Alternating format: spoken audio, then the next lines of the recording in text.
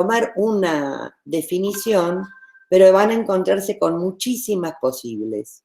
De manera que, aunque un compañero haya desarrollado, como hizo, creo que es Janina, que estuvo trabajando en esta cuestión y que ha subido una cantidad de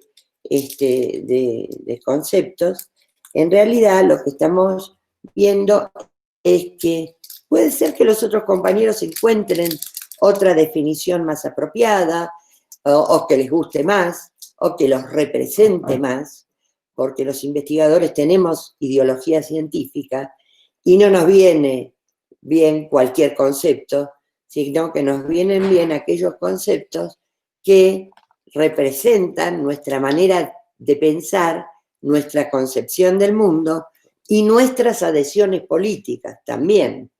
Entonces, todos esos componentes de nuestra subjetividad hacen a la elección de una teoría y no de otra. Entonces, trabajen todos en el tema de la significación, porque cada uno va a ir aportándole a los demás y luego podemos hacer una reunión en la cual pongamos en claro qué representa cada una de esas posibles definiciones. ¿De acuerdo? Bien, la otra cosa es que están quedando las clases grabadas, ya el primer teórico, ¿está muy amargo? No, está muy caliente, me quemé la lengua. Ya subimos el primer teórico la semana pasada, está en el aula virtual, ¿sí? Exploren el aula virtual y vamos interactuando. También está habilitado el foro para dudas y consultas. Entonces, todo esto va quedando registrado. Entonces, yo tengo, la página me permite a mí ver las entradas, cuántas veces entraron, si participaron, llevar una estadística, ¿sí? Así que, bueno, recordarles eso, que es lo más importante. Y bueno, largamos cuando vos quieras, Ele. Sí, les quería decir también que la unidad 1, yo hice un PowerPoint que está en la nube para que sea una síntesis conceptual. No reemplaza la bibliografía. Como ustedes se habrán dado cuenta, yo hablo desde mi propia lugar de enunciación. Y en ese sentido no voy a reproducir la bibliografía, ni va a ser una sustitución, sino que por el contrario, lo que estamos viendo en los teóricos son, digamos, perspectivas analíticas desde una posición tomada, que podría decir que es de la cátedra, porque en general acordamos con estas perspectivas. Por favor, no dejen de leer la bibliografía, pero tampoco dejen de estar alertas a las clases, porque en las clases lo que tratamos de hacer es justamente ampliar las cuestiones que aparecen muy sintéticamente en los textos, de manera que en realidad es un complemento y no un sustituto. Pero ya en la nube tienen la unidad 1, que si todo va bien, podremos terminar hoy, ¿no? Lo interesante es, si querés ponerlo, Voy a poner el PowerPoint, voy a compartir pantalla, ustedes me avisan si ven, ¿sí?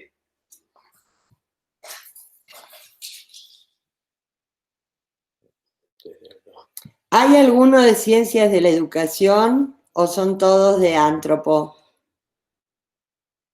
Por favor, eso informen.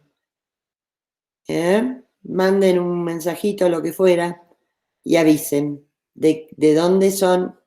Y sobre todo también, dónde y cuánto hace que han concluido el ciclo secundario. ¿Sí?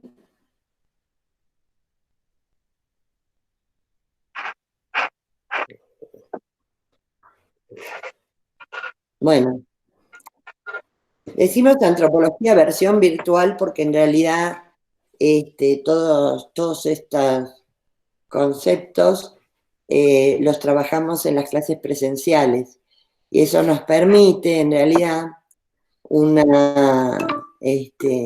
compartir, un dialogar, un intercambio, un desarrollo de la crítica que por esta vía parece muy difícil, sobre todo porque ustedes no abren sus micrófonos y entonces se complica el intercambio, ¿no es cierto?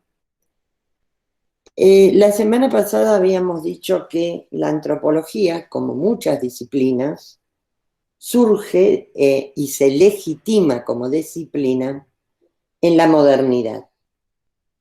Y la modernidad tiene, en realidad, una serie de características que son importantes de considerar.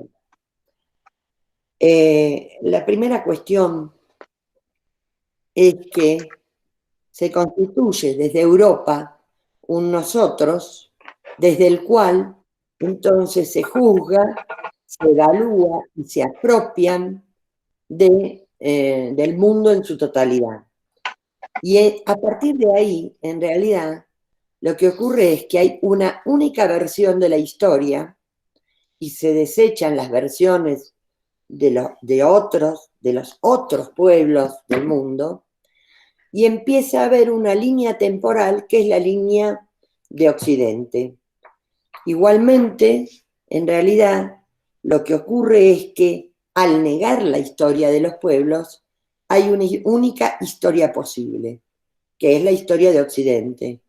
Y eso queda muy claro cuando uno ve cómo se desarrollan los programas de historia, en donde en general lo que se considera es a partir de la experiencia europea, se caracteriza cada una de las etapas de la historia y se trata de forzar la historia de los pueblos del mundo para incluirla dentro de esta. Entonces se hace una diferenciación muy tajante entre lo que se considera una concepción de la historia que tiene una tradición cultural propia de la historia objetiva, que es la historia que impone Occidente al resto de los pueblos. Por otra parte, la modernidad se caracterizó por la expansión europea y esto implicó que Europa se apropiara de los distintos territorios. Y fíjense que la desigualdad fue un componente de la caracterización que Europa hace del resto de los pueblos del mundo. ¿Por qué? Porque en realidad Europa ve desde esa posición que asumió de ser el espacio que más evolucionado se muestra en el sistema mundial. Entonces hay una distinción que va a marcar la mirada que Occidente tiene sobre los pueblos del mundo, que es esta caracterización de que lo moderno corresponde a Europa y lo tradicional va a ser el resto de los pueblos del mundo. Entonces, esa cuestión, por lo tanto, lo que va a marcar es una descripción de la historia mundial como una única historia en la cual siempre los pueblos aparecen como subsumidos en la historia de Occidente, pero siempre no en una condición de equidad, sino en una condición de marcada desigualdad. Nosotros hablamos de europeocentrismo para señalar esta posición desde la cual se concibe que el centro del mundo es Europa y todos los demás espacios, todos los demás territorios y todos los demás pueblos quedan subsumidos en la lógica de la modernidad europea. Y fíjense que entonces esto tiene una explicación. Y la explicación tiene que ver con el hecho de que en realidad el desarrollo del capitalismo posterior a la revolución industrial ha creado en realidad una gran acumulación de mercancías que necesitan distribuir en el mundo. Y por otro lado, el costo laboral en los países centrales es mucho mayor que el costo en los países, digamos, emergentes, subdesarrollados, están más abajo en la escala de evolución que se considera. Y entonces, en realidad, ¿qué es lo que ocurre? El objetivo de Europa es maximizar sus tasas de ganancia. Esto implica simplemente que Europa acumula capital y bienestar y tecnología que no distribuye equitativamente en el resto del mundo. Es decir, que la desigualdad es constitutiva de la modernidad. Hay una pregunta así. Sí, se me vino a la mente esto de que tanto América como África fueron como proveedores de materia prima y siempre se discutió esto de que nosotros proveemos la materia prima, por ejemplo, para hacer los neumáticos, el caucho, o para hacer las medicinas con la aspirina. En Europa se desarrolla la materia prima, o por ejemplo Argentina el cuero. Los países subdesarrollados proveen la materia prima y la mano de obra, y en Europa se produce, se comercializa, se le pone valor agregado y nosotros después tenemos que comprar lo que ellos produjeron a costos excesivos.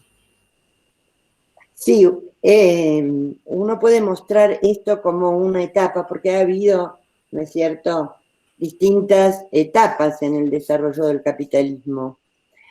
La versión más extractiva en realidad tiene que ver con el capitalismo mercantil.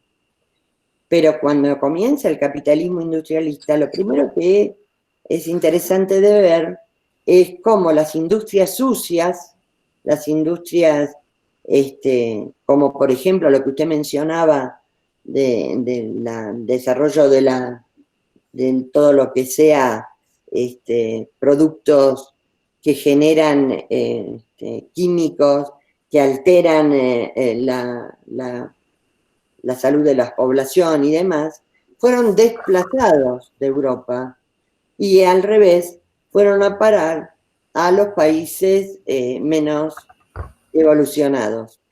Es cierto que en la etapa colonial sí lo que dominaba era la cuestión extractiva, y en la primera etapa del capitalismo industrialista también hay un desarrollo que tiene que ver con la apropiación de materias primas. Ahora, en este momento, aquí hay un proceso regresivo en Argentina, ¿no es cierto?, que tiene que ver con la exportación de material que después es desarrollado en otros países del sistema mundo. En realidad, Argentina se ha vanagloriado por años y años de ser una especie del granero del mundo, y que efectivamente exportaba, si se quiere, insumos para una transformación posterior. Y esto no solo ha pasado en Argentina. Piensen en Brasil, Colombia, Venezuela, el café, el chocolate, en México. En realidad es hasta absurdo imaginar que los chocolates suizos son los más famosos del mundo y Suiza no produce chocolate. Todas las salsas del tomate americano. no existían las Claro. las O, papas, las variedades de papa que conoce el mundo, siendo la papa hoy uno de los productos industrializados, las papas fritas y todo lo demás que se venden, más importante en el mundo. Digamos, la circulación de productos, primero hay que pensar en la circulación de productos y después en la circulación de los bienes, a medida que va avanzando las diferentes etapas del capital, ¿no? Yo creo que de esto de lo que está diciendo la profe Elena, hay que puntualizar, y como ustedes están viendo en el PowerPoint, esas diferentes etapas, porque esas diferentes etapas además tienen diferentes formas de opresión sobre las poblaciones americanas, o sea, sobre nosotros, y sobre las discusiones que, por ejemplo, está dando Menéndez, que después vamos a ir tratando en la segunda unidad cuando veamos la discriminación, el racismo, etcétera. Pero ¿de dónde surgen? ¿Cómo están naturalizadas dentro de nuestra sociedad? Es a partir de esta discusión de la circulación primero de los productos y después de estos subproductos que el capital va transformando. Hoy, uno de los mejores ejemplos es el litio, ¿no es cierto? Que es tan costoso, tan altamente contaminante, pero que, digamos, a los territorios como el nuestro no nos dejan ganancias.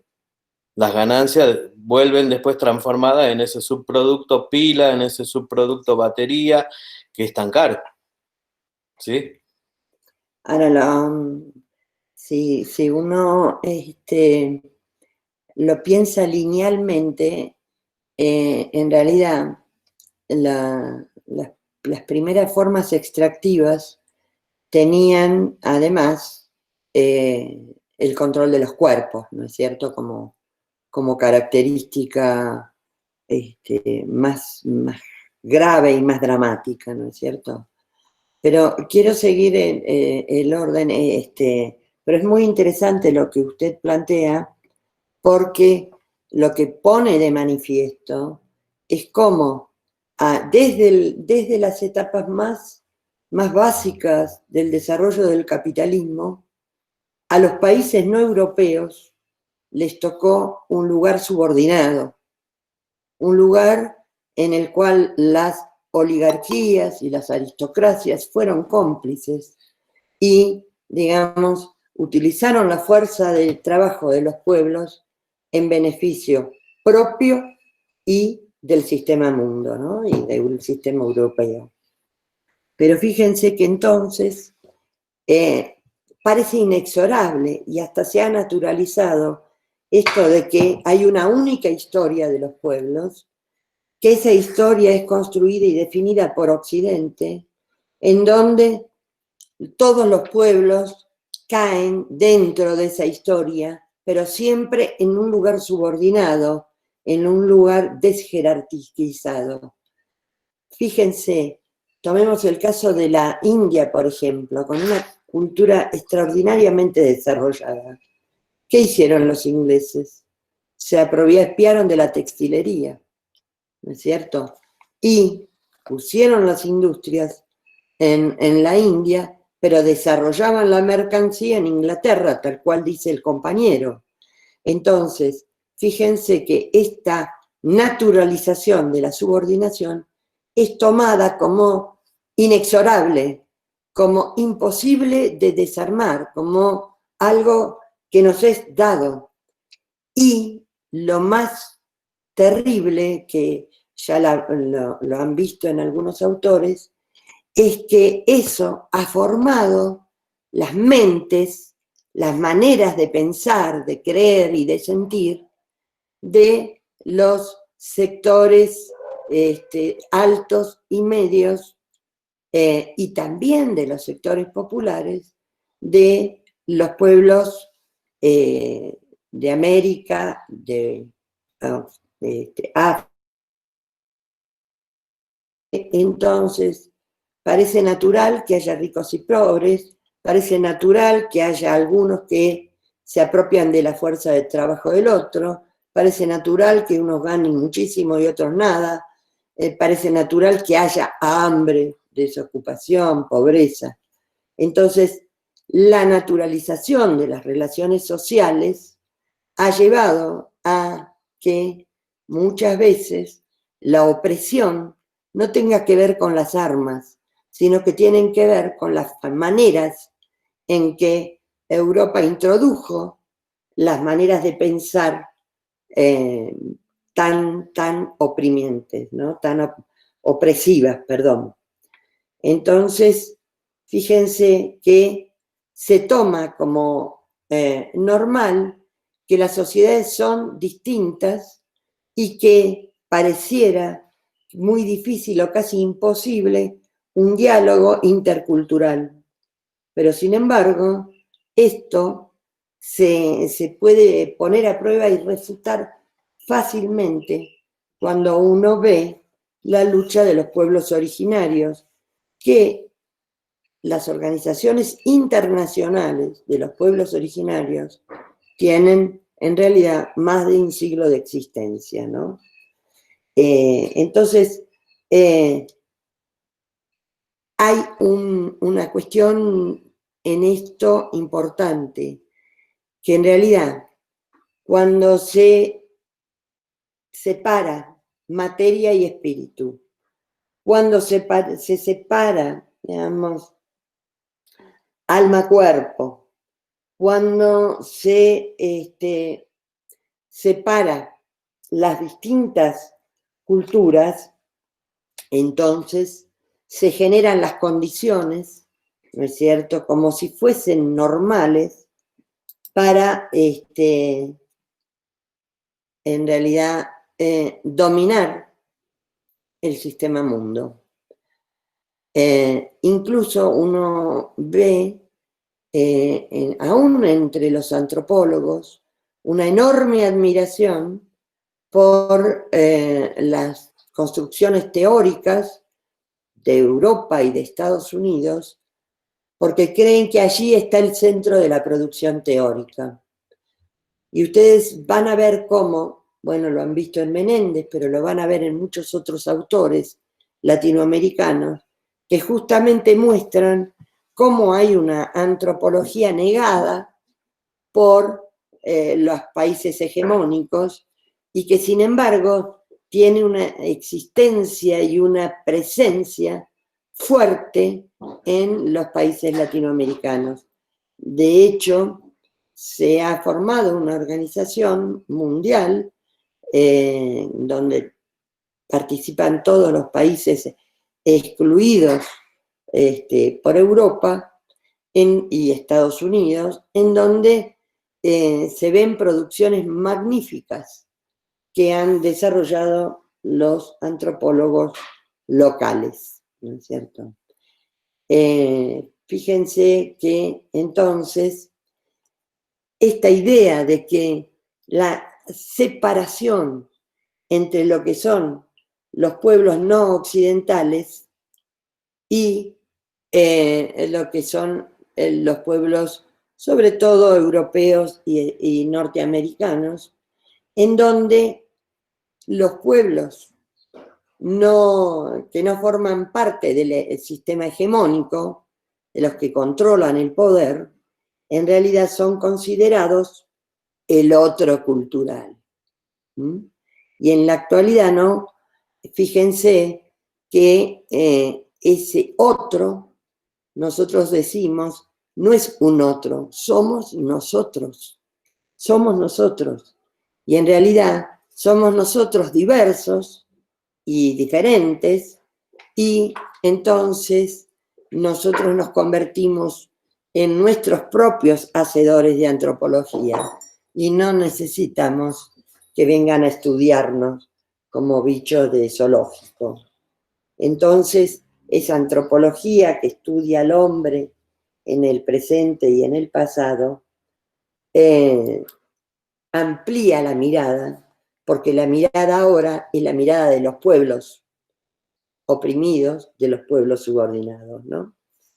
Para así, incluí aquí, ustedes ven, la definición de Claude Lévi-Strauss, un antropólogo francés que murió no hace mucho, y que marcó una tendencia en los estudios antropológicos, sobre todo en Francia, pero también fue importante en el resto del mundo, porque en realidad, mientras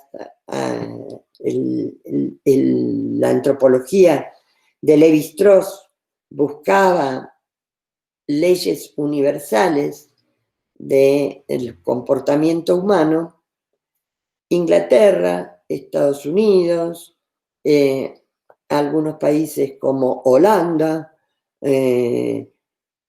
buscaban las formas de opresión, pero ya no de un colonialismo directo imponiendo, digamos, las autoridades en los países africanos y en India y en los países latinoamericanos, sino que lo que trataba de hacer Inglaterra era captar las élites, ¿no? Captar los jefes de las diferentes etnias, formarlos en Inglaterra y devolverlos a sus países de origen, pero ahora bajo la hegemonía de la reflexividad de estos países europeos. Francia actuó de otro modo. Francia fue con la ocupación directa, como fue en el caso de Argelia, por ejemplo. Y en realidad ahí había un enemigo visible. Pero si ustedes piensan en la India, ¿quiénes gobernaban? Eran hindúes, bajo la égida del control de los ingleses, ¿no es cierto? Entonces, esto era, ¿cómo decirle?, mucho más ostensivo la presencia directa del dominador que lo que pasaba en la dominación a la manera inglesa, en donde el dominador era tu propio hermano, ¿no? Y fíjense que volvemos aquí a reiterar conceptos que vimos en la clase pasada. Entonces, ¿cómo queda desde la modernidad una división, si se quiere, de los estudios académicos? Por una parte, la antropología se va a ocupar de los pueblos y de las culturas no occidentales, es decir, este otro cultural, este alter, un otro, estos pueblos primitivos, dijeron en primer lugar, comparado con la evolución europea, como hizo la tradición evolucionista, pero ese otro es importante que tengamos en cuenta que hoy somos nosotros, ¿no es cierto? Y entonces, en ese tiempo, la antropología se ocupaba de los pueblos diferentes de Occidente y sobre todo de pueblos que se manejaban con una tradición, un uso del tiempo, del espacio, una manera de relacionarse socialmente, un sistema de reglas distintos a los occidentales. Entonces el punto de separación vino a través de la sociología. Entonces la creación de la sociología tuvo como meta estudiar los pueblos modernos, mientras que entonces la antropología se ocupaba solo de los pueblos y de las culturas no occidentales, ¿no es cierto? Ahora, si ustedes ven, en realidad, a ver, ¿qué tipo de ciencia es la antropología? Es una ciencia, es un arte, y en realidad nosotros decimos la antropología es una ciencia. ¿Por qué? Porque se propone comprender e interpretar el mundo y darle las herramientas a los pueblos para que con su reflexividad, puedan transformar su realidad. Es decir, esa pretensión de autoritarismo queda subsumida en las lógicas de pensar que la reflexividad y la racionalidad no es un patrimonio de Occidente, sino que todos los seres humanos contamos con esas herramientas, con la capacidad de reflexionar, de proyectar. Muchas veces no tenemos la opción entre múltiples estrategias para decidir cómo llevar la vida, sino que optamos entre oportunidades muy básicas y muchas veces ni siquiera están esas oportunidades. Pero es cierto que las formas de solidaridad y de comprensión del mundo son absolutamente divergentes con los caminos que ofrece Occidente, ¿no es cierto? Decimos que la antropología es una ciencia situada, es decir, que tiene una historicidad, pero que la historia de la antropología nos sirve como referente, pero hablamos acerca del presente. Ahora, la antropología es una ciencia social, decíamos la semana pasada. ¿Por qué? Es una ciencia social porque es una ciencia que pretende estudiar la realidad para, junto a los pueblos, transformarla. Todos piensan esto de que la actividad de transformación es una actividad que compete a los pueblos. No, no es un punto de vista generalizado. Es nuestro punto de vista. Quiero decir, la cátedra piensa que nosotros tenemos una misión de cara a los pueblos nuestros y que es brindar todas las herramientas para que la comprensión de un problema sea lo más compleja posible, pero no tomar decisiones. Es decir, la antropología intervencionista es una antropología que tiene mucha vigencia porque fíjense que los programas internacionales, por ejemplo, proponen la manera en que los pueblos tienen que desplegar sus habilidades para desarrollarse. Y el desarrollo lo que pretende es una actualización histórica, es decir, que los pueblos salten las etapas evolutivas que se proponían para llegar al tiempo presente y estar en una condición de equidad. ¿Es verdadero esto? ¿Realmente es lo que se propone? Un programa como los del Banco Mundial, como los de las Naciones Unidas, como, en fin, distintas agencias internacionales. En general no es real. Tanto no es real que fíjense que, por ejemplo, el Banco Mundial siempre fija cuál es la cuota de recursos que requiere la población pobre de cualquier país latinoamericano para reproducir la vida, no para mejorar la calidad de vida, sino para seguir con vida. Fíjense que esto, que suena terrible, en realidad ocurre casi desde la década del 60 en adelante. Ariel estudia esta problemática, así que le voy a ceder la palabra para que él cuente su experiencia en la Puna de Jujuy. Bueno, me parece que una de las características importantes que tiene la antropología es esto, ¿no? A medida que nosotros vamos complejizando el conocimiento, podemos ir desnaturalizando estas formas opresivas y sobre todo podemos ir construyendo versiones propias, digamos, de cómo generar o producir cambios dentro de la cultura.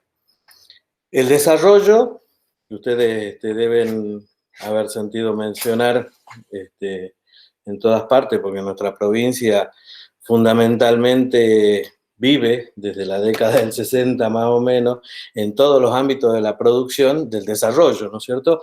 Vamos a desarrollar la carne de llama, vamos a desarrollar la papa, vamos a desarrollar el maíz, vamos a un montón de versiones del desarrollo que están ligados a lo productivo, pero que en todas estas versiones, digamos, desde la década del 60 hasta la actualidad, digamos, por más que se trata, aunque en la primera etapa no tanto, se trata de priorizar lo cultural y lo social, siempre se deja de lado, porque el conocimiento, a la versión evolucionista de la que la antropología trata, sigue produciendo el desarrollo, ¿no? Esta versión evolucionista de que el que tiene el dueño del conocimiento y que sabe qué hacer y cómo hacerlo es Occidente, no la cultura local, no nosotros, ¿no es cierto? Que para el caso somos los que tenemos el problema de no sabernos desarrollar. En ese proceso, la primera etapa ha sido realmente una etapa de actualización histórica. Para nosotros la actualización histórica es un concepto que usa un antropólogo brasileño, es Darcy Ribeiro, es avasallar o ir, digamos, en contra de esto de lo que el desarrollo considera tradicional, ¿no es cierto? La cultura tradicional, los rituales, las formas de trabajar la tierra, por ejemplo, las formas de cuidar el ganado, la forma de vincularse con el medio ambiente son atrasadas. Las versiones productivas, las versiones que generan ganancia y economía, que son las versiones de la modernidad, son las que deben ser incorporadas y desechar las versiones tradicionales. Esto ha sido en una primera etapa. Digamos, en el tiempo presente, en la actualidad, digamos, esta versión ha encontrado una contradicción, porque todo eso que era tradicional y atrasado de repente se transformó o volvió a cobrar valor dentro de lo que nosotros denominamos en la antropología exótico, el exotismo. Un ejemplo de ello es el turismo. Bueno, en este momento con la pandemia está parado, pero en su momento, digamos, poblaciones con baja productividad, que no debería tenerla por toda la inversión económica que se generó a través del desarrollo, y que tienen estas características culturales vendibles, pongamos comercializables, saltan para ser parte del desarrollo. Entonces, hoy, digamos, esta manera de generar economías a través de lo tradicional ha puesto de relieve, digamos, y ha puesto en valor, más que en relieve, digamos, las culturas tradicionales. Ha puesto en valor la Pachamama, ha puesto en valor el carnaval, ha puesto en valor los rituales andinos de altura, para denominar las peregrinaciones, por ejemplo, a la Virgen de Punta Corral. Y en esas formas, digamos que muchas de estas producciones no son propias solamente del Banco Mundial o de los organismos internacionales. Ha tomado intervención la gente. Y en esas formas de intervenir de la gente ha encontrado la posibilidad de resistir a tantos años de opresión, ¿no es cierto? Esto es mucho más complejo, yo se lo estoy contando en una versión resumida, digamos, de cómo la antropología en realidad es una herramienta y cómo nos permite a nosotros denaturalizar todas estas propuestas que fuimos incorporando desde la década del 60 en adelante y que se han tornado tan cotidianas en nuestra vida, o transformados de manera cotidiana en nuestra vida, que llegó un momento en que si hablamos de desarrollo, todo es sustentabilidad. Pero ¿qué ha producido el desarrollo sustentable dentro de las vidas de las comunidades, dentro de la vida de la población en general, tanto para la provincia como para otros países? Bueno, ese ha sido, digamos, o es parte de uno de los objetivos en el que he trabajado en mi investigación de tesis doctoral. Entonces, este concepto que parece tan apolítico, que parece un concepto incluso de salvación, son propuestas incluso que la población incorpora fácilmente porque no representan, digamos, ningún tipo de peligrosidad, de alguna manera,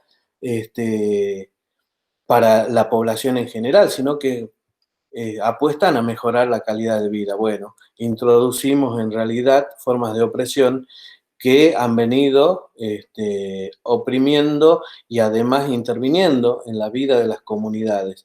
Decirle a un pastor cómo tiene que manejar su rebaño o qué tipo de rebaño tiene que manejar, o sea que la llama no es buena, y que es mejor producir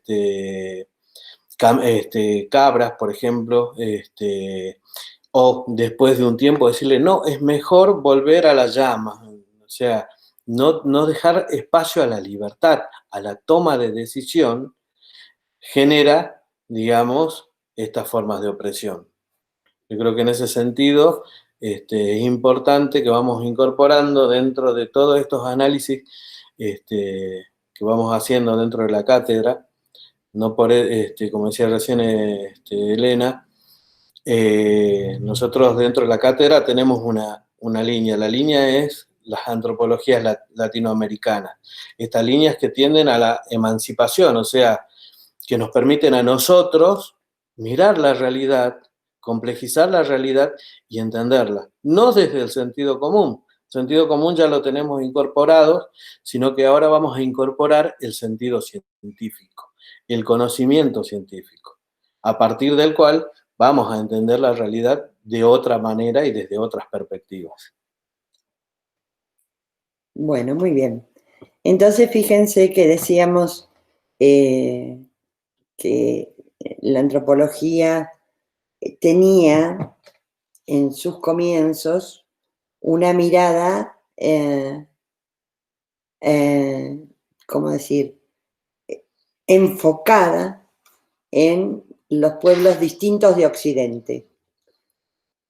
Primero lo llamaron primitivos, después se fueron buscando eufemismos para describir pueblos diferentes, tradicionales, pueblos sin historia. ¿Por qué?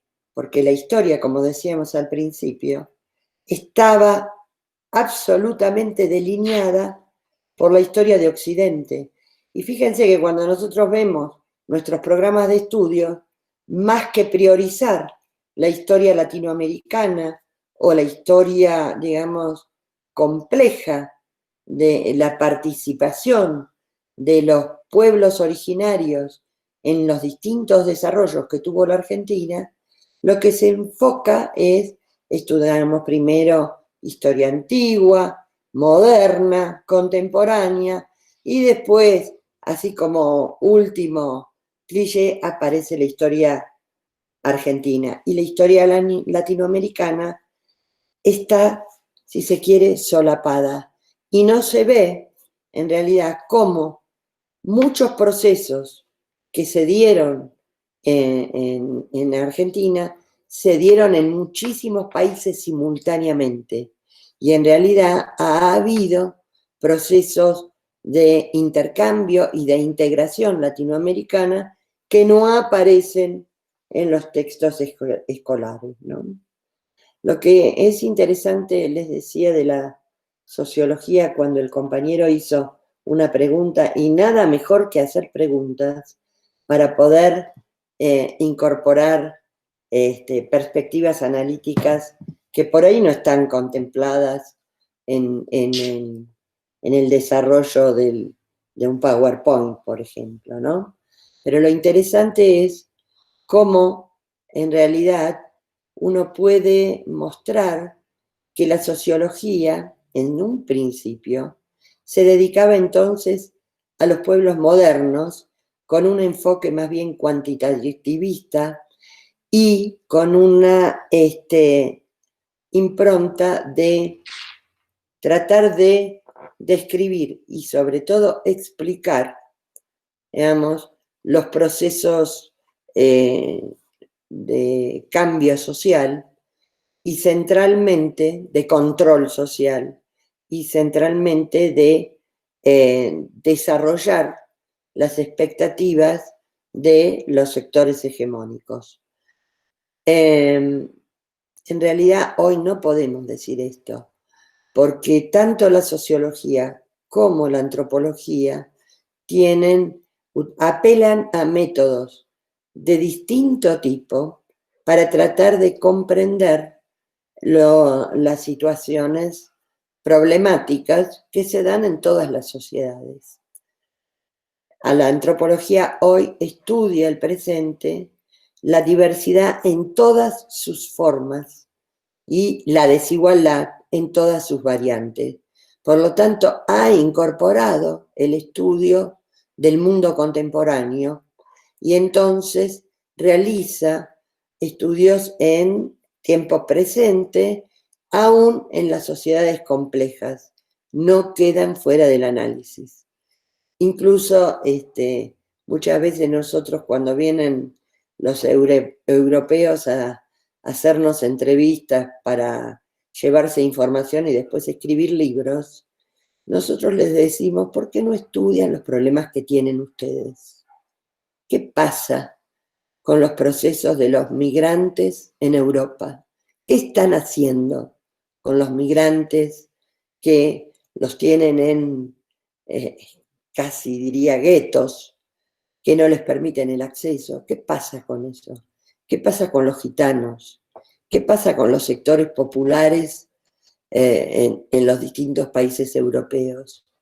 ¿Qué pasa en Alemania, que tienen a los trabajadores que vienen de África en guetos y los utilizan para los trabajos que los alemanes no están dispuestos a hacer? ¿Qué pasa en nuestro país? ¿Y qué pasa con los nuevos movimientos de defensa de derechos de cada una de los componentes de la sociedad mayor? ¿Qué pasa con las mujeres? ¿Qué pasa con los niños? ¿Qué pasa con el acceso a la salud, a la educación? Es decir, la antropología amplió su campo y la sociología empezó a darse cuenta de que en realidad los estudios cuantitativos cuentan una parte de la realidad y que los estudios cuantitativos tienen una gran base subjetiva, porque las estrategias estadísticas tienen una mirada que está sesgada por el investigador que trabaja en estos temas. Entonces las preguntas que ellos hacen y las encuestas que se basan en la ley de los grandes números, en general toman una perspectiva analítica que se desentiende de un sector de la población. A nosotros las estadísticas también nos sirven y trabajamos con ellas en general en una etapa de diagnóstico. Pero en realidad nuestra meta siempre es el estudio de las relaciones cara a cara. Vernos, aprender la lengua, aprender las variantes dialectales, porque muchas veces tenemos una misma lengua, pero tenemos tonadas, términos, maneras de relacionarse a través del lenguaje que son completamente diferentes aún de una región a otra. No solamente por cómo hablan, ¿no?, sino por cómo comprenden lo que hablan, cómo interpretan lo que hablan y cómo proyectan su vida futura con lo que dicen. Entonces, en realidad, hoy trabajamos los dos con metodologías múltiples, porque la meta sigue siendo para nosotros es el estudio de la diversidad cultural en el presente y en el pasado, pero sin dejar de ver que la diversidad cultural está totalmente condicionada por las condiciones materiales de reproducción de la vida, ¿no es cierto?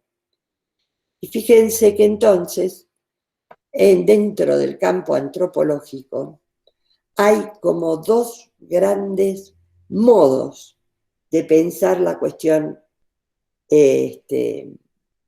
epistemológica, es decir, hay dos grandes formas de producir conocimiento. Ustedes saben que la epistemología estudia las maneras de producir y validar el conocimiento científico. Y en nuestro caso hay dos enfoques que son todavía muy presentes. Uno está más de moda que el otro, eso sí. El enfoque naturalista lo llamamos así porque está muy próximo a las propuestas de las ciencias naturales. Y en realidad están seguros que en realidad si tuviéramos la habilidad de desarrollar teorías científicas con leyes fuertes, podríamos encontrar regularidades y sobre todo encontrar las causas que expliquen los fenómenos que tienen lugar en la realidad social, suponiendo que todos los pueblos, digamos, pueden ser incluidos dentro de este paradigma. En general, digamos, los soportes que se toman para producir generalizaciones tienen que ver, por una parte, con la cuestión biológica y por la otra, con la versión más economista o más ecologista. La cuestión es que la intención es generar enunciados universales que se hacen posible cuando comparamos sociedades distintas y encontramos las mismas regularidades. Fíjense que esta tendencia que aparece, que en realidad se empieza a desarrollar en el siglo XIX, con el evolucionismo, tiene expresiones como, por ejemplo, el cognitivismo de Estados Unidos, el estructuralismo francés, algunas maneras como el funcionalismo inglés, que en realidad lo que buscan, el deseo, es que, digamos, eliminar el complejo de inferioridad de ser una ciencia social. Para quienes no estamos en esta línea única, no podemos negar que los seres humanos no solo pueden ser vistos desde la perspectiva biológica, sino que los seres humanos tienen reflexividad, tienen la capacidad de proyectar, es decir, de trazarse metas y racionalmente, de acuerdo a esas metas, desarrollar la vida, como por ejemplo ustedes en este momento que me están escuchando a mí porque quieren ser antropólogos y antropólogas, y entonces, bueno, este es el camino para probar una materia. Y este proyecto de ustedes, entonces, los orienta a un conjunto de acciones que van encadenadas entre sí. Y lo interesante es entonces que desde cualquier mirada, los seres humanos son seres racionales. No hay una racionalidad única. Hay múltiples formas de racionalidad y es uno de los objetivos que tenemos como antropólogos.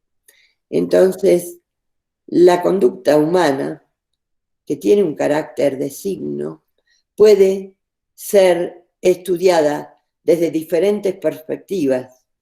La nuestra pone el énfasis en la cultura y las tradiciones y la historia social de los pueblos. La meta que tenemos entonces aquí es recuperar la invisibilidad de lo humano, cómo la gente piensa, cómo la gente utiliza lógicas prácticas para resolver sus problemas y cómo hay, en realidad, detrás de toda acción humana, razones, intenciones, deseos que explican la acción humana y que no necesariamente tienen carácter causal. Entonces, muchas veces no estamos en condiciones de hacer generalizaciones para todos los pueblos del mundo, pero sí podemos hacer generalizaciones al interior de los pueblos con los que estamos trabajando. Aquí, el método más influyente es el de la empatía y lo que se llama comprensión. Pero hay una tercera manera que aquí no está descrita, que tiene que ver con lo que llamamos interpretativismo, en donde la meta es una alianza entre los enfoques naturalistas e interpretativos. No nos interesa si la generalización es universal, pero sí nos interesa poder desarrollar, digamos, una teoría integrada que explique las prácticas de los seres humanos y que explique las maneras de pensar, hacer, sentir y actuar de los seres humanos. Entonces, fíjense que cuando hablamos de un enfoque interpretativo o naturalista, en general lo hacemos con fines analíticos para desarrollarlos en las clases, pero en la realidad estos enfoques se muestran, diría, conjuntamente y centralmente. Esto lo que nos permite también es no solamente explicar, sino también predecir. ¿Por qué?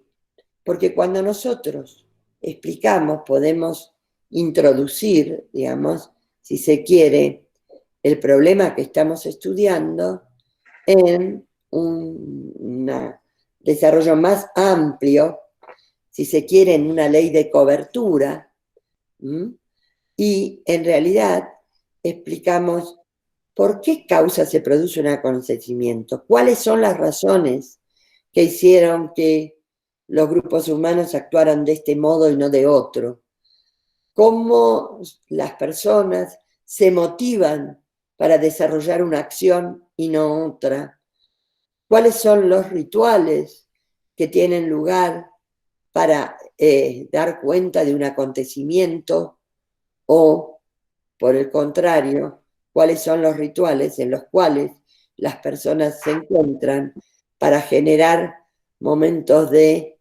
integración y quiebre a un tiempo. Entonces, cuando explicamos, lo que estamos buscando es regularidades en las prácticas y en las representaciones de los seres humanos. En las ciencias naturales la idea es que esa conexión es necesaria. En el caso de las ciencias sociales y de la antropología en particular, no consideramos que sean una condición forzosa, sino que los seres humanos han aplicado e implicado diferentes maneras de relacionarse con la naturaleza, con los otros hombres, con la memoria y con las tradiciones.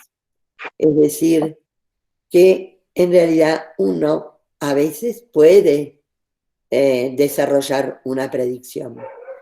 Yo no sé si este año tenemos un trabajo que escribimos con Ricardo Slabuski sobre la Fiesta Nacional de los Estudiantes. Sí, creo que está. Es un trabajo que escribimos hace muchísimos años, en el 90 y pico. Se publicó en el 90 y pico, el trabajo empezó un poco antes.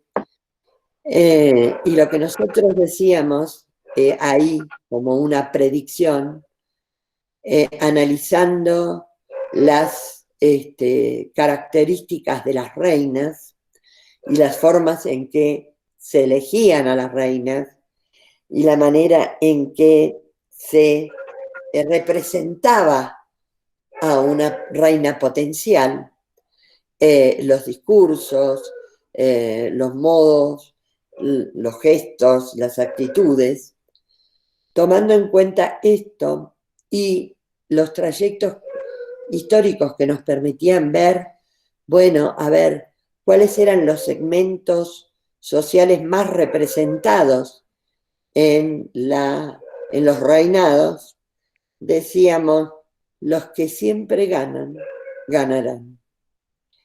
Y nos basábamos en una serie de autores, pero centralmente en Pierre Bourdieu, un autor que ustedes van a estudiar seguramente a lo largo de la carrera, que justamente analiza las formas de reproducción social.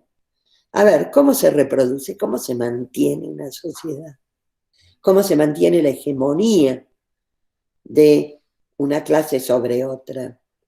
Y lo que veíamos es que en realidad la fiesta de los estudiantes, desde sus orígenes, había sido un modo de preparar a la clase dirigente futura y un modo de hacer circular a las mujeres como si fueran mercancías para que ingresaran en la vida social y empezaran a circular en el mundo de los varones, si se quiere, y comenzaran a buscar un marido apetecible. La más bonita se casaba fenómeno, la más rica también, no se preocupen.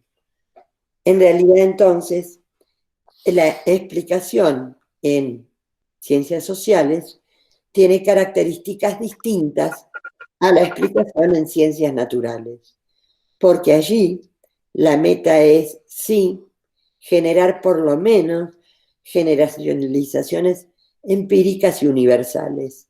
Aquí, en general, cuando explicamos al interior de los casos y comparamos con la meta de buscar generalizaciones de más amplio rango. Cuando uno, además de una meta teórica, tiene una meta práctica, como acompañar los procesos que tienen lugar dentro de la sociedad, y tiene la meta de militar junto con los pueblos en sus necesidades, en sus anhelos y sobre todo en sus demandas, entonces la antropología no solo es una disciplina que produce teoría o que produce explicaciones acerca de la realidad, sino que es una disciplina, diríamos, proactiva, participativa, dentro de la sociedad de la que forma parte.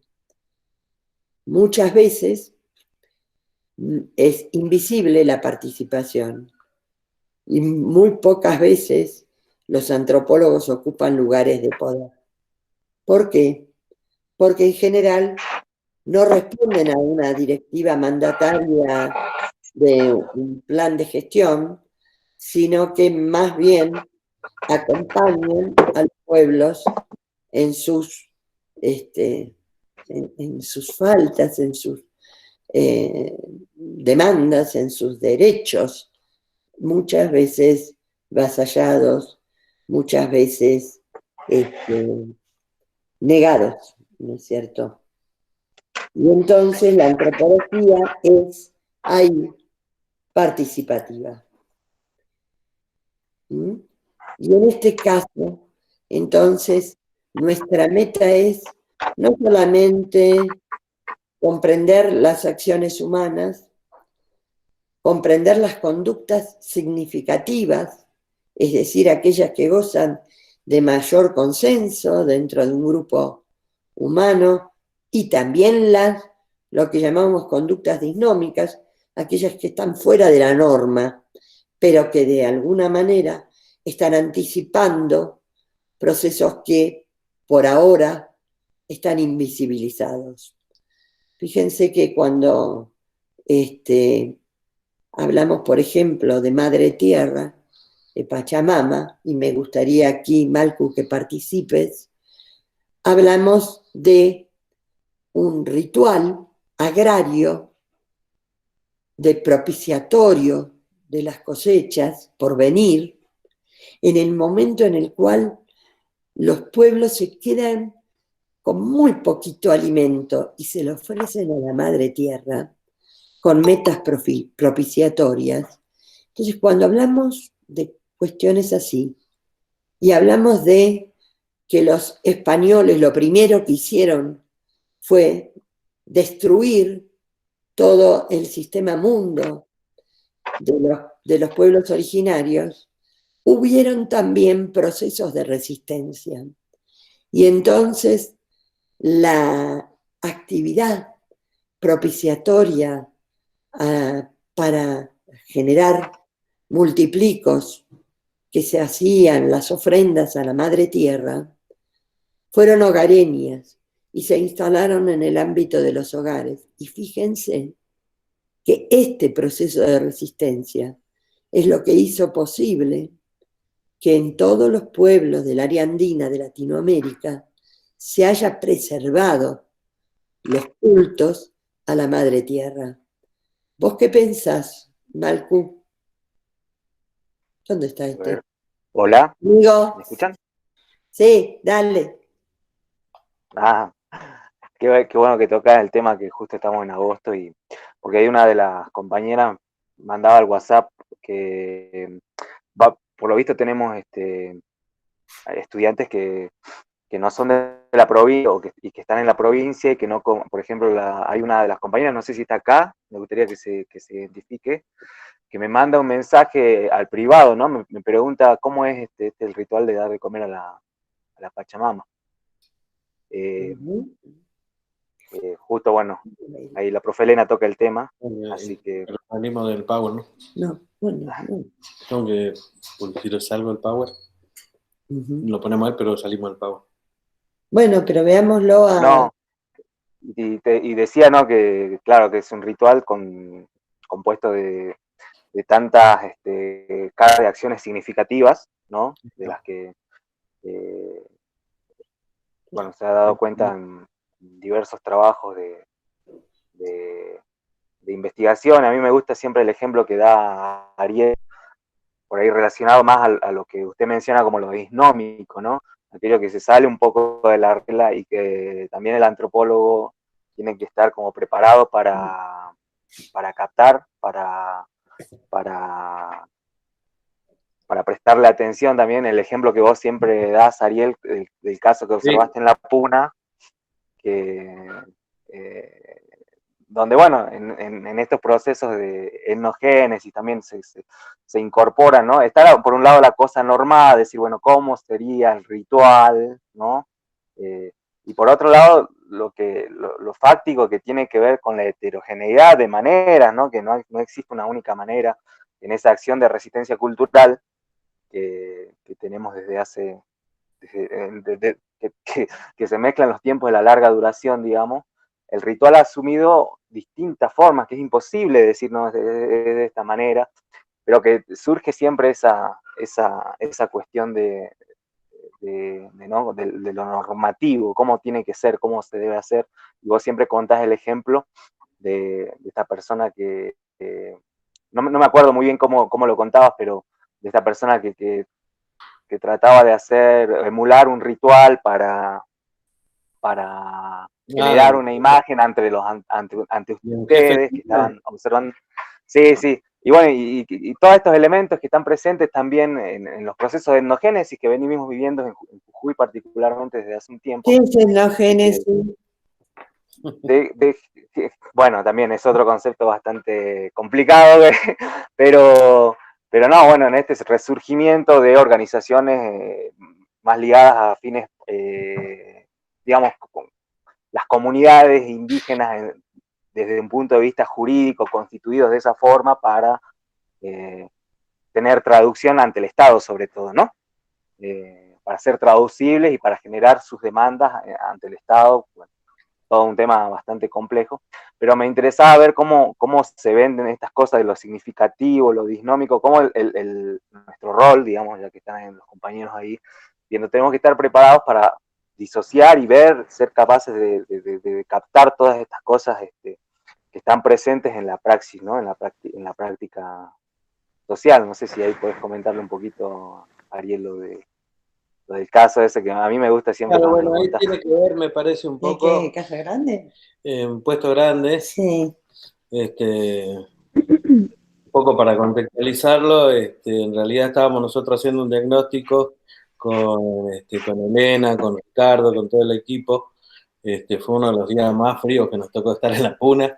Para el PNUD. Era para el PNUD, exactamente para uno de estos organismos internacionales.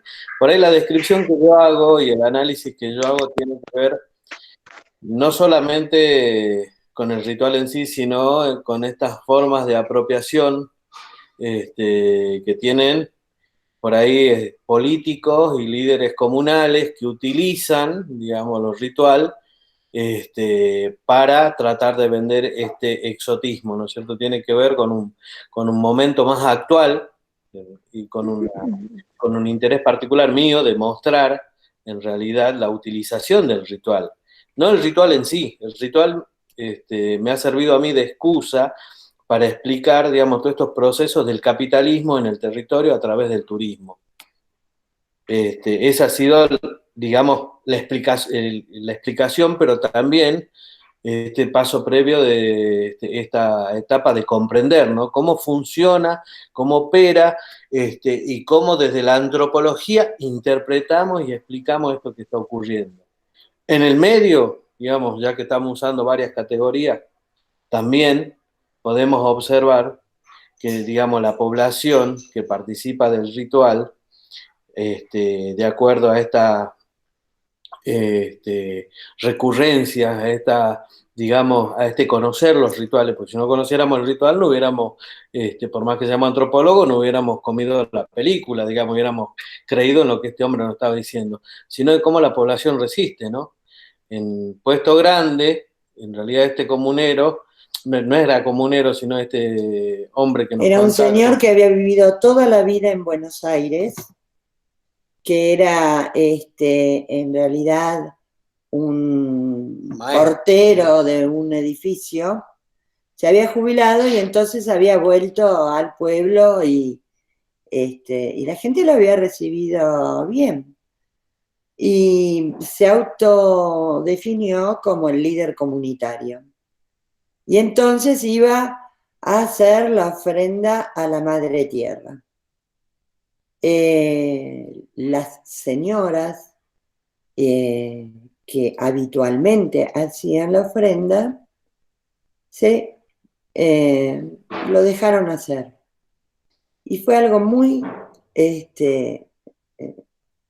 ¿cómo decirle? Gracioso, sorprendente, porque el hombre no sabía, no recordaba cómo eran los pasos del ritual en Puesto Grande, porque en cada región tiene su propia característica, ¿no? Su propia práctica. ¿Y por qué? Y porque las acciones involucran, digamos, una cantidad de acciones intencionales que tienen metas definidas.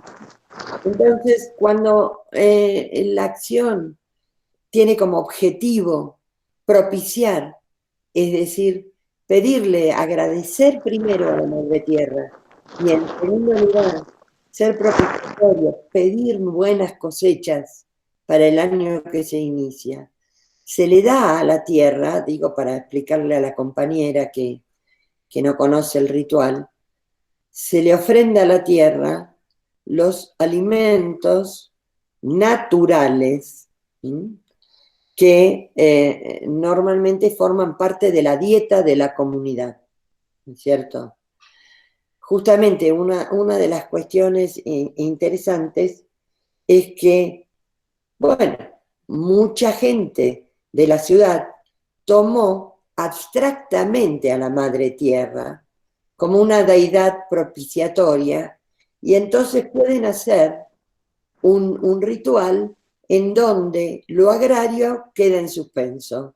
Entonces lo pueden hacer en una maceta, lo pueden hacer en un jardín, lo pueden hacer en alguna escultura o algún lugar que está a ese efecto. Si ustedes se fijan ahí en la bajada de Ciudad de Nieva, hay un monumento en donde habitualmente se hace una ofrenda a la Madre Tierra. Ahora, esto tiene que ver con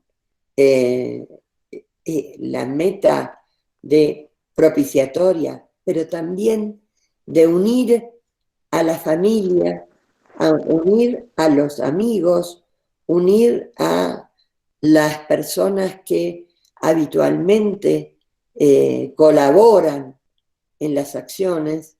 Es decir, acá no solamente está la Madre Tierra, también está el principio de reciprocidad, jugado muy fuertemente en las acciones. Bueno, Sí, la tecnología ha cambiado, ¿no es cierto? Pero en realidad el que prestar colaboración al vecino, al compañero, al amigo, al pariente, también tiene una contracara, que es devolver, ¿no?, el favor que le han hecho a uno.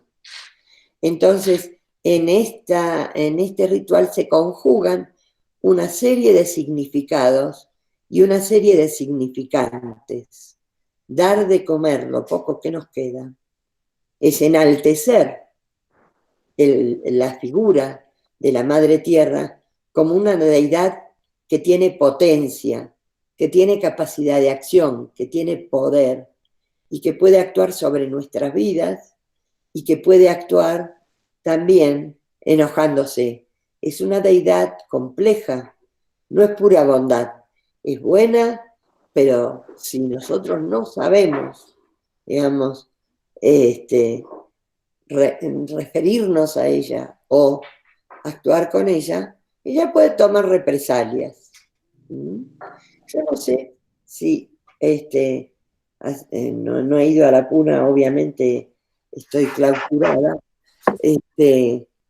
pero yo no sé si no se habrá tomado como una especie de castigo esto de la pandemia por las acciones que los hombres realizan, como por ejemplo la minería extractiva, como por ejemplo la ocupación de tierras que se viene sucediendo, como la venta a terceros, como, en fin, una serie de cuestiones que han ido pasando. Pero obviamente lo que tenemos también que tener en cuenta es que cada una de las personas es responsable de alguna manera de sus acciones y da sentido a sus acciones, ¿no es cierto? Es decir, decimos, las personas tienen conductas significativas, es decir, tienen significado, y parte del trabajo del antropólogo tiene que ver con captar esos significados y ver si existen reglas de significado. Y esas reglas de significado compartirlas. Ese es un tipo de generalización que se puede dar cuando el centro del análisis son las personas y no las entidades abstractas. Si las personas son el centro del relato, nosotros podemos monitorear las acciones de las personas y podemos describirlas. Y además podemos tratar de explicar cómo, digamos, se articulan los distintos significados en la consecución de una meta. ¿Mm? Esto es interesante porque en realidad por ahí va el camino de la antropología, que la hace absolutamente diferencial de cualquier otra disciplina. Aun cuando hoy todas las disciplinas sociales dicen, nosotros hacemos historias de vida, nosotros usamos los métodos cualitativos, nosotros vamos a hacer entrevistas. Bueno, nosotros cuando llegamos a hacer una entrevista es porque hemos generado una relación de confiabilidad, de confianza mutua y de intercambio mutuo. Yo no le voy a sacar información a la gente, sino que compartimos información y trabajamos juntos.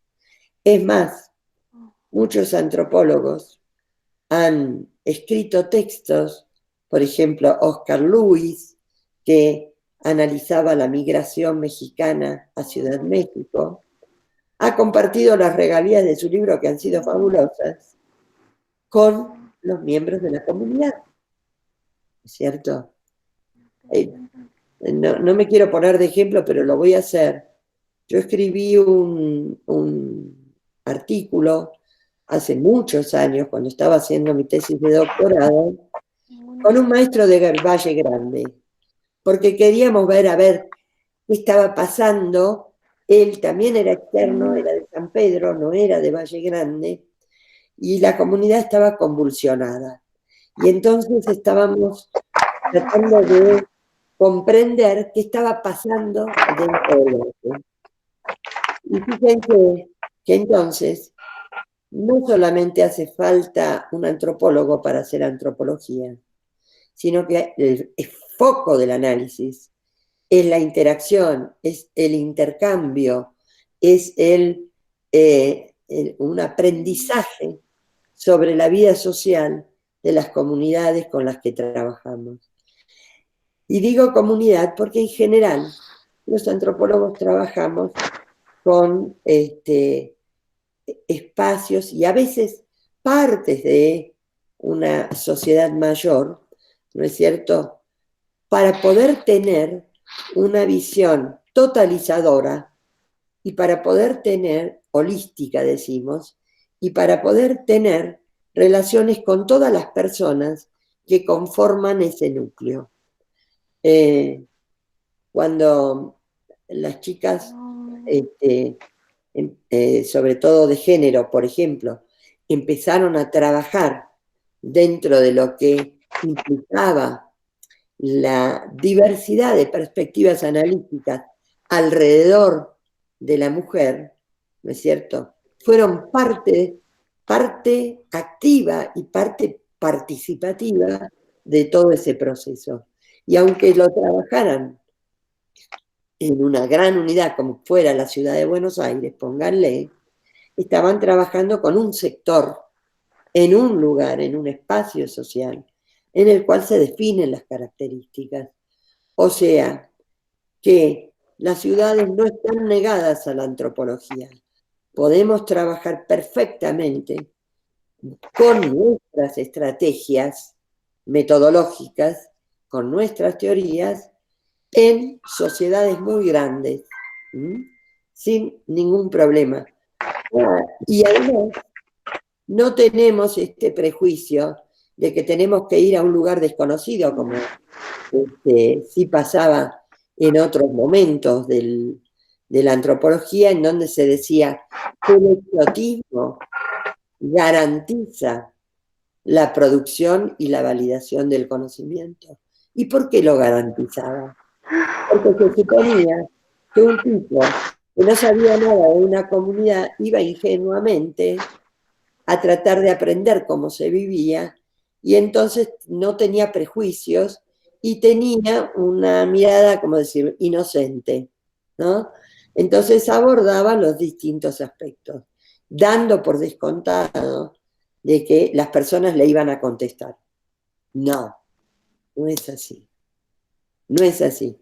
Y hay cantidad de textos antropológicos que son novelas, invenciones, no antropología. Porque justamente lo que ha ocurrido es que en realidad han trabajado por ahí sobre un sector y han generalizado para todo un área. Hay una autora muy conocida que es Ruth Benedict.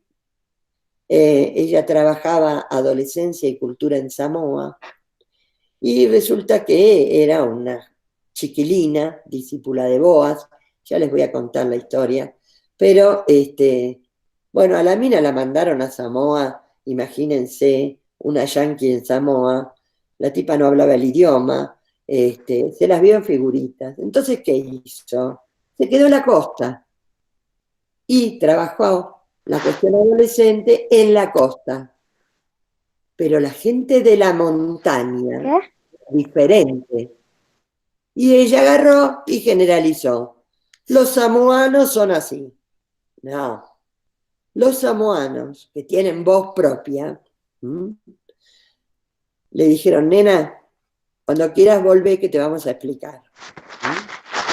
Por suerte, surgieron las antropologías nativas, es decir, las antropologías que se hacen en los espacios que para los europeos son exóticos, pero que para nosotros forman parte de la vida cotidiana.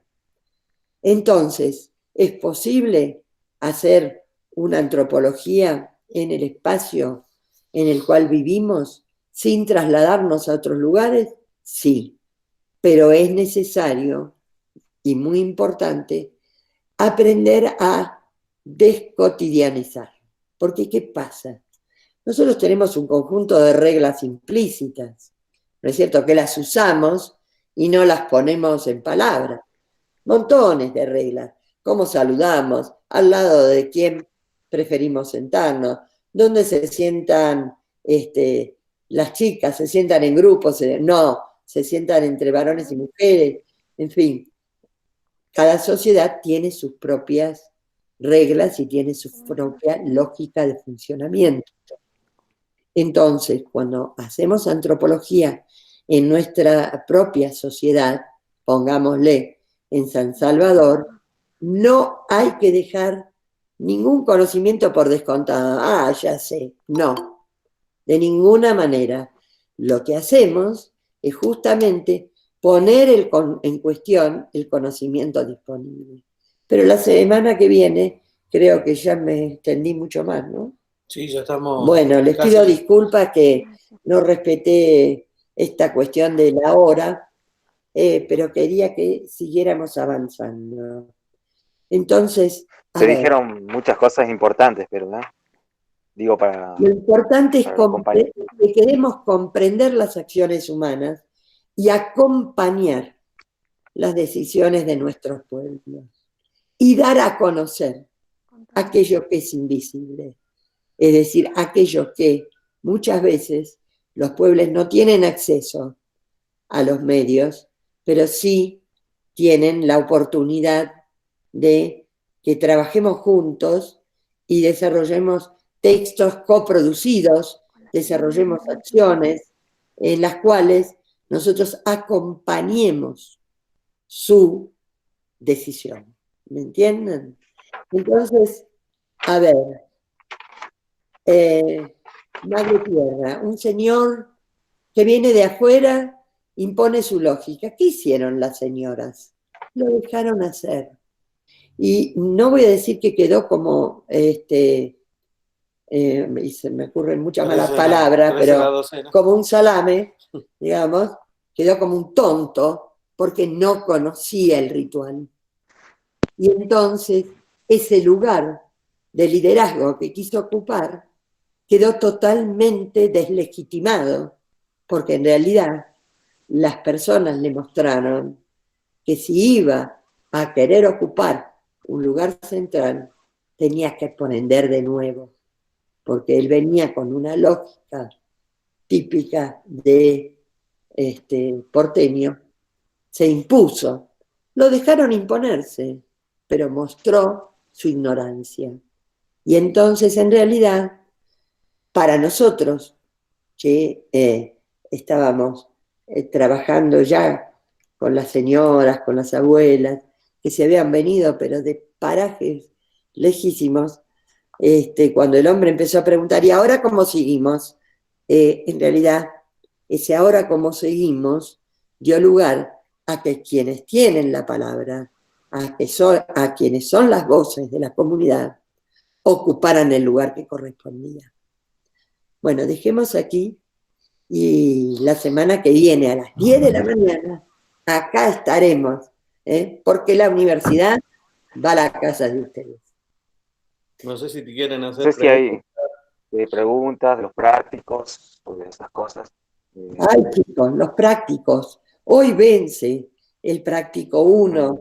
No se olviden. Muchos ya han mandado anteriormente. Como esto es por etapas, está bien. Lo que no hayan mandado, manden. No es que se le va a acabar el tiempo y nunca más se lo vamos a recibir, pero no lo vamos a recibir si lo mandan cerca del parcial. ¿Sí? Ah, no. Ahí no. sí que no. Pero bueno, el resto también hagan consultas a través del foro, bueno, todas estas herramientas que tenemos a disposición.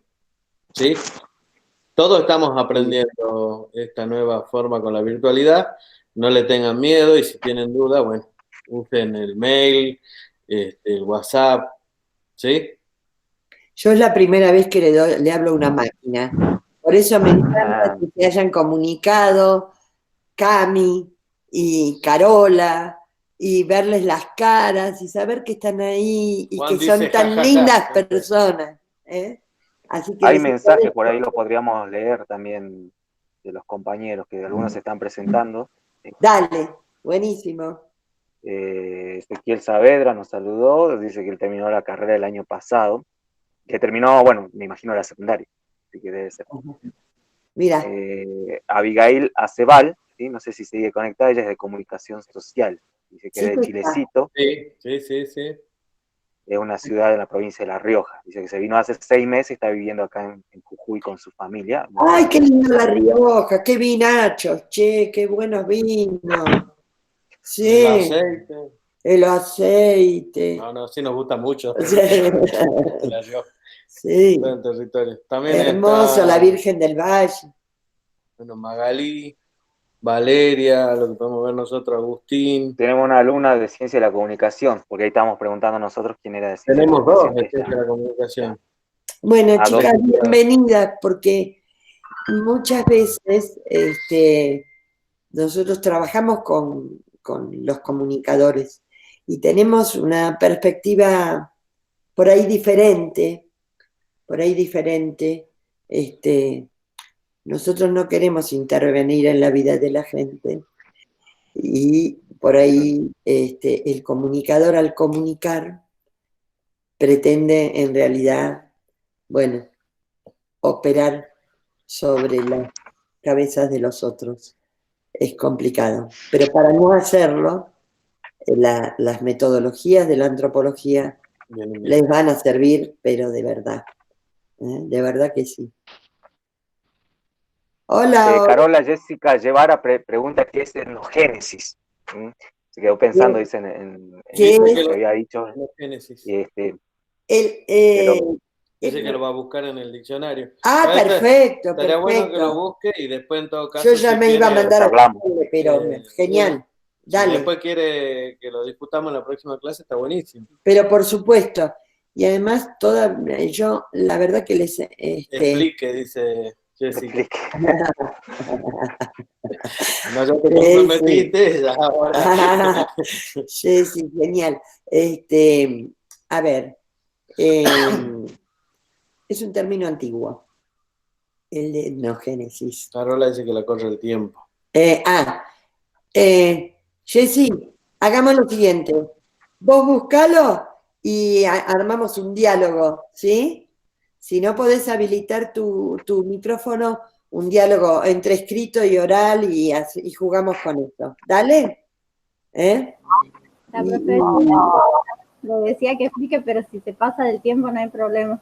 No es que me paso del tiempo. Es que genialmente no nos han cortado, pero teóricamente solo tenemos 1 hora. Ese es el problema. y Magalí tiene que irse y Valeria también. Sí, Este, comer también. pero me gustaría que vayan viendo, digamos, el PowerPoint y que vayan leyendo, porque vamos, digamos, si ustedes ven, vamos en paralelo, los prácticos y los teóricos. ¿Vamos a coincidir en algún momento? Sí, porque los temas que tratan en los prácticos pueden traerlos al teórico y los integramos en una lógica común. Dale. Estaría bueno que lo relacionen y como queda grabada la clase también, que la vuelvan a ver si quedaron dudas, porque se respondieron un montón de preguntas que están en los trabajos prácticos, ¿no? Sí. ¿Qué es la antropología, sociología, antropología, cuál es la diferencia, el colonialismo, el contexto de surgimiento, qué decimos cuando hablamos de etnocentrismo, ¿no? Hablamos de Levi-Strauss. Bueno, se han dicho un montón de cosas muy importantes, ¿sí? Se definió antropología, tomamos la definición de Levi-Strauss, ¿no?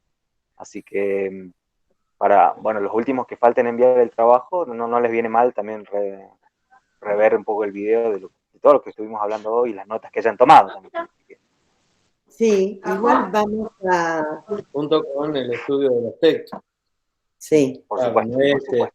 ¿sí? No es que con el teórico ya pueden responder. Es No, todo un proceso a través de lo que está diciendo Elena, en el cual vamos a ir complejizando. Bueno, ustedes verán que yo soy la buena y ellos son los malos, ¿no? Así que yo soy la buena, che. No, sí, vamos a seguir avanzando porque yo hice este PowerPoint con la idea de que les sirva de ayuda a memoria.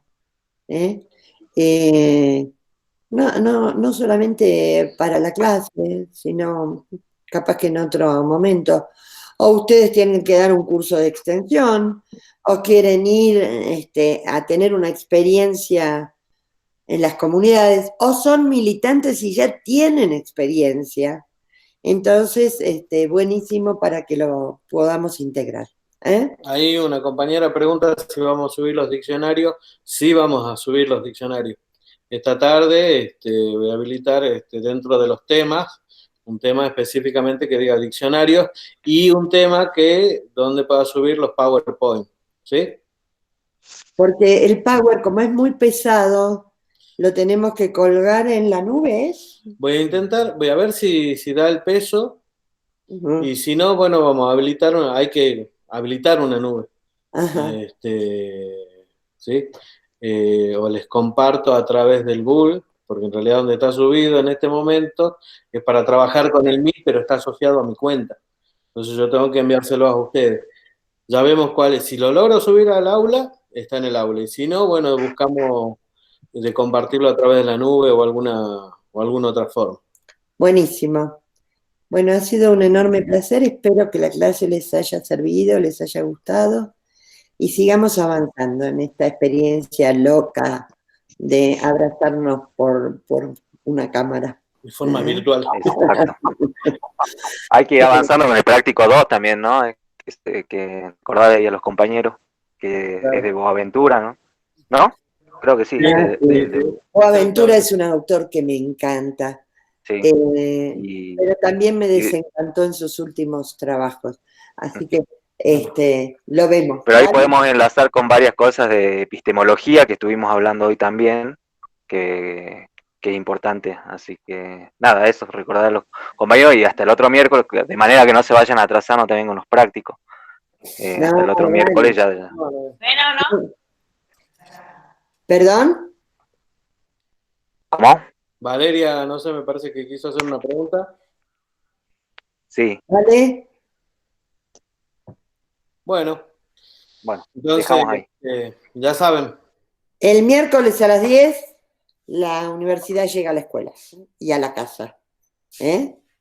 Y Bueno, okay, ya vamos a compartir el mate y un sándwich de salame, o se verá que algo habrá.